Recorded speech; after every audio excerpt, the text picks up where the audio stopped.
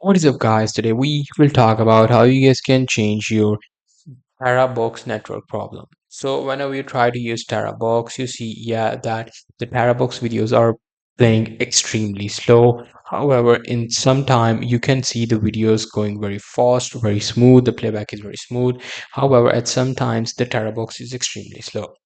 Well, this thing is on Terabox. So Terabox have actually limited their internet like speed in a specific region.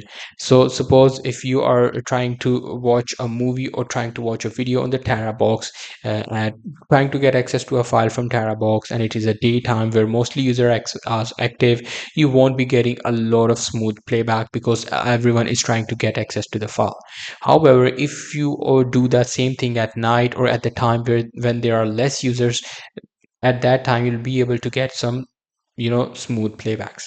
And the other thing is they have done that to promote their premium thing. So if you want to get access it with a high speed even at any time, in that case you just have to purchase the premium version for the Tera box. So that's pretty much it. That's what it is. Hope you guys find this video helpful.